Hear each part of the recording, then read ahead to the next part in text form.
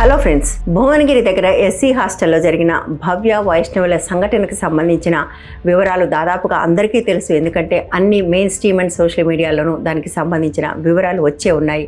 అది హత్య ఆత్మహత్య అన్న విషయానికి సంబంధించి పరిశోధన జరుగుతుంది. బట్ వాస్తవాలు బయటకు రావటం మాత్రం అక్కడ పొలిటికల్గా ఎంత ఇంటర్ఫియరెన్స్ ఉంటుంది అన్న దాన్ని బట్టి ఆధారపడి ఉంటుంది అన్న విషయం మనందరికీ తెలిసిందే. ఇప్పటికి అనేక సార్లు జరిగింది, ఇప్పుడు కూడా జరుగుతుంది. ఇకపోతే ఇటువంటి సంఘటన జరిగిన ప్రతిసారి మనం కేవలం సంఘటన గురించి మాట్లాడుకుని ఈ సంఘటన లేవనెత్తుతున్న ప్రశ్నల గురించి మాట్లాడటం మాత్రం మానేస్తున్నామని నాకు అనిపిస్తుంది.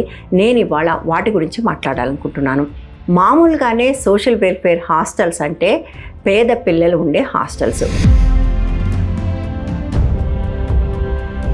ముఖ్యంగా ఇళ్లల్లో జరుగుబాటు లేక, ఇళ్లల్లో ఉండి చదివించుకునే అవకాశాలు లేక చాలామంది తమ పిల్లల్ని సోషల్ వెల్ఫేర్ హాస్టల్స్కి పంపిస్తారు. ఆడపిల్లల విషయానికి వస్తే మూడో కారణం కూడా ఉంటుంది, సేఫ్టీ లేకపోవటం. ఈ మూడు కారణాల వల్ల చాలామంది ఆడపిల్లలు సోషల్ వెల్ఫేర్ హాస్టల్స్కి వస్తారు. ఈ కారణాల వల్లనే ఈ పిల్లలు చాలా వల్నరబుల్గా కూడా ఉంటారు. అంటే ప్రధానంగా నిచ్చెన మెట్ల కుల వ్యవస్థలో కింద కులాల్లో ఉన్నవాళ్ళు, ఆర్థికంగా కింద ఉన్నవాళ్ళు ఈ హాస్టల్స్కి రావటం వల్ల ఈ పిల్లల పట్ల మొత్తం అందరికీ కూడా ఒక చిన్న చూపు ఉంటుంది. ఇది కాదనలేని వాస్తవం. అందుకోసమే చాలా చోట్ల ఈ పిల్లల పట్ల చాలామంది చాలా కఠినంగా ఉంటారు, అవమానపూరితంగా కూడా ప్రవర్తిస్తారు. ఈ పిల్లలు కూడా ఇవి ఇంటికెళ్ళి చెప్పుకుంటే మొత్తానికి చదువే ఆగిపోతుందనే కారణంతో కొంతమంది చెప్పుకోరు. చెప్పుకుంటే కూడా ఇళ్లలో ఎలాగోలాగా భరించు, ఈ చదువు మనకు చాలా ముఖ్యం కాబట్టి వాటిని భరించి నువ్వు బయటపడని సలహా ఇస్తుంటారు. సరిగ్గా డొమెస్టిక్ అబ్యూస్కి గురై ఇంటికి వచ్చిన ఆడపిల్లలకు తల్లిదండ్రులు ఏం చెప్తారో ఇక్కడ కూడా ఈ పిల్లలకు తల్లిదండ్రులు అదే చెప్తారు. ఎలాగోలాగా దీన్ని భరించి బయటకు వస్తే చదువుకుంటే మంచి ఉద్యోగం వస్తుంది, దీనివల్ల భవిష్యత్తు బాగుంటుంది అని. అంటే ఎప్పుడైతే మనం వీటిని భరించడానికి ప్రయత్నం చేస్తామో అవతల వాళ్ళకి మరింత అలుసుగా మారుతుంది.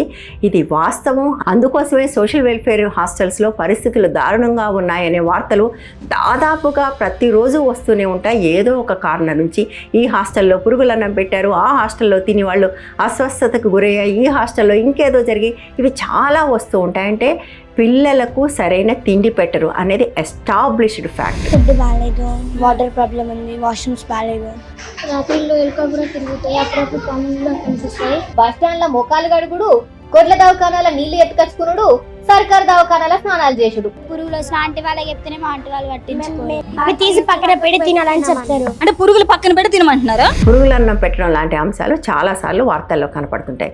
బట్ అస్సలు కనపడిన వార్తలు ఏంటంటే ఈ పిల్లలకు అందాల్సిన కౌన్సిలింగ్.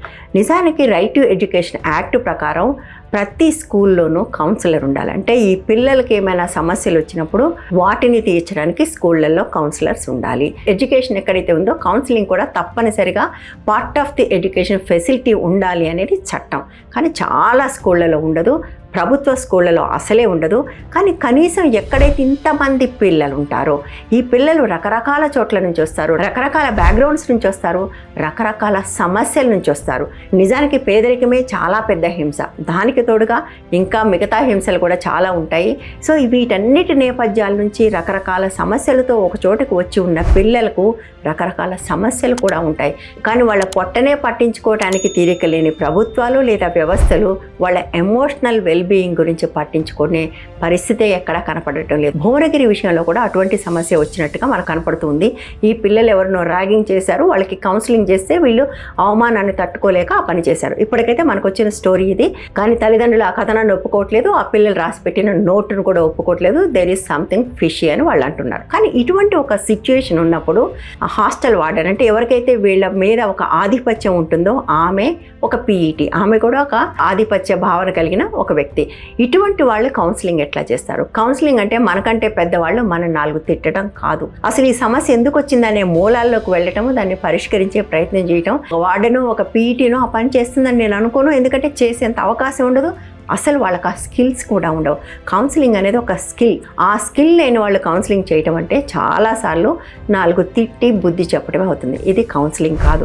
ఇలాంటి వచ్చినప్పుడైనా కనీసం అసలు సోషల్ వెల్ఫేర్ హాస్టల్స్ పరిస్థితి ఇట్లా ఎందుకుంది, ఈ పిల్లలే రేపటి భవిష్యత్తు, దేశానికి వీళ్ళే మనకు అవసరం అని మనం అనుకుంటున్నప్పుడు ఈ పిల్లలు అన్ని రకాలుగా సక్రమంగా ఎదగటానికి అవసరమైన ఫెసిలిటీస్, ఫిజికల్గా ఎదగటానికి, చదువుతో ఇంటలెక్చువల్గా ఎదగటానికి ఎమోషనల్గా అంటే ఎమోషనల్ కొయిషెంట్ అంటారు, అది కూడా డెవలప్ అవడానికి సమగ్రంగా ఈ పిల్లలు ఎదిగి దేశం గర్వించదగిన పౌరులుగా మారాలి అంటే ఏమేం చేయాలి అనే దానికి సంబంధించిన చర్చ జరిగి ఆ వైపు ప్రయత్నాలు జరిగితే మంచిది. లేకపోతే ఇవాళ భవ్య వైష్ణవ అయింది, నిన్నెవరు అయ్యారు, రేపు ఇంకెవరు అవుతారు, ఎల్లుండి ఇంకెవరు అవుతారు, ఇట్లా సమస్యలు వస్తూనే ఉంటాయి. ఏదైనా ఇటువంటి డ్రాస్టిక్ సంఘటన జరిగినప్పుడు వాటి గురించి మాట్లాడుకుంటాము. డ్రాస్టిక్ సంఘటన జరగకుండా నలిగిపోతున్న కొన్ని వేల మంది లక్షల మంది పిల్లల గురించి మనకు పట్టనే పట్టదు. కాబట్టి మనం అటువైపు దృష్టి సారిస్తే బాగుంటుంది. మన ఫలానా దేశంలో ఒక్క అమ్మాయిని స్కూల్కి తీసుకురావడానికి ఆ ఊరికి రైలు వెళ్తుంది, ఒక్క అమ్మాయికి చదువు చెప్పడానికి టీచర్ వెళ్తుంది, ఇలాంటి కథలు వింటుంటాం కదా. అంటే అర్థం ఏంటి? ఈ పిల్లల చదువు అనేది దేశానికి చాలా ముఖ్యం, చాలా కీలకం. అందులోనూ ఈ పిల్లలు ఫస్ట్ జనరేషన్ ఎడ్యుకేషన్, మొట్టమొదటిసారి వాళ్ళకి చదువుకునే అవకాశం వచ్చింది జీవితంలో. కొన్ని వేల సంవత్సరాలుగా కుటుంబాలకు అందని విద్య మొట్టమొదటిసారి వాళ్ళకు అందుతుంది. దాన్ని మనం సగౌరవంగా అందిద్దాం, చులకనగా కాదు.